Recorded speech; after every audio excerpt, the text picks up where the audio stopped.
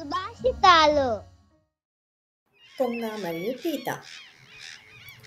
అనగనగా ఒక ఊరిలో ఒక పెద్ద చెరువు ఉండేది. ఆ చెరువులో ఎన్నో రకాల చేపలు, పీతలు, తాబేళ్లు మరియు కప్పలు నివసించేవి. అదే చెరువు దగ్గర ఒక ముసలి కొంగ కూడా ఉండేది. వృద్ధాప్యం వల్ల ఆ కొంగ శీఘ్రంగా వేటాడలేకపోయేది. ఒకరోజు ఆకలితో బాధపడుతున్న కొంగకి ఒక ఆలోచన వచ్చింది. అది చెరువు ఒడ్డున విచారంగా కూర్చుంది. అప్పుడు చెరువులో ఉన్న కొన్ని చేపలు దగ్గరికి వచ్చి, "ఏమైంది కొంగ బావా, ఎందుకు ఇంత దుఃఖంగా ఉన్నావు?" అని అడిగాయి. దానికి కొంగ ఇలా అబద్ధం చెప్పింది. "ఒక బ్రాహ్మణుడు త్వరలో ఈ చెరువు ఎండిపోబోతోంది అని చెప్పాడు. అప్పుడు అందరం ఇక్కడి నుంచి వెంటనే వెళ్ళిపోవాలి, లేకపోతే మనమంతా చనిపోవాల్సి వస్తుంది" అని బాధగా చెప్పింది. ఈ మాటలు విన్న చేపలు భయపడి, "మరి మా సంగతి ఎలా? మీరైతే వేరొక చెరువు దగ్గరికి ఎగిరి వెళ్ళిపోతారు, మేము ఎగరలేము కదా, ఏదైనా పరిష్కారం చూపించండి" అని అడిగాయి. అప్పుడు ఆ ముసలి కొంగ లోపల సంతోషించి, నా పథకం ఫలించింది అనుకొని కొద్దిసేపు ఆలోచన చేసి, "నా దగ్గర ఒక ఉపాయం ఉంది, కానీ మీకు నా మీద నమ్మకం ఉంటేనే చెప్తాను" అంది.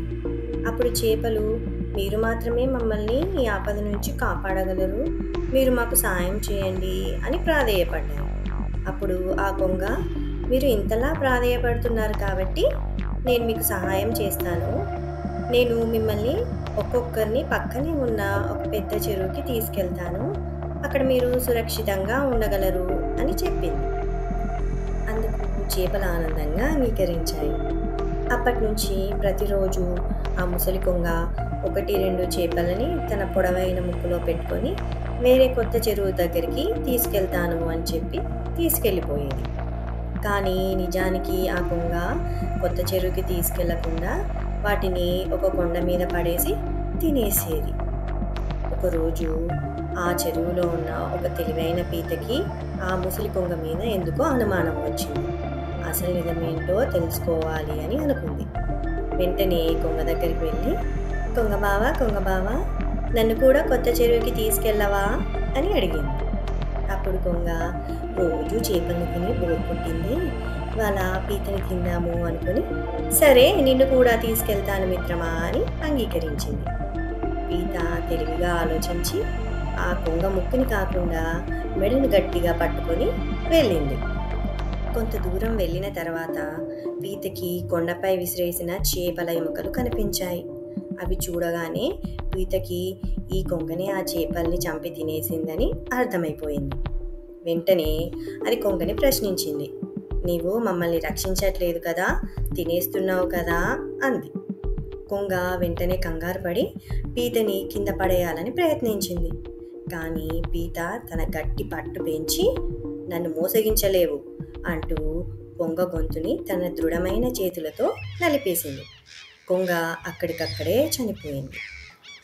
ఆ విధంగా తెలివైన పీత తన ప్రాణాలను రక్షించుకోవడమే కాకుండా మిగిలిన జీవులను కూడా ఆ కొంగ మోసం నుంచి కాపాడింది.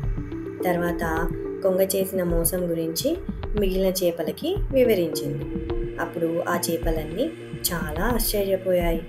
ఆ కొంగ మనల్ని ఎంతగా నమ్మించింది, ఈ పీత లేకపోతే మనం అంతా ఆ ముసలి కొంగకి ఆహారం అయిపోయే వాళ్ళం అని భయపడిపోయాయి.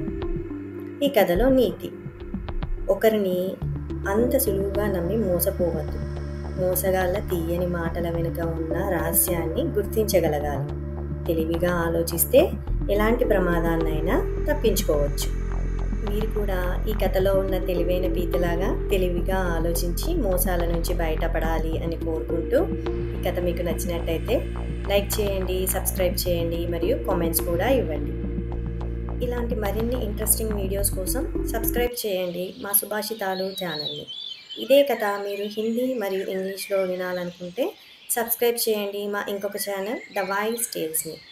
మళ్ళీ మరొక ఇంట్రెస్టింగ్ స్టోరీతో మళ్ళీ కలుద్దాం. Thank you.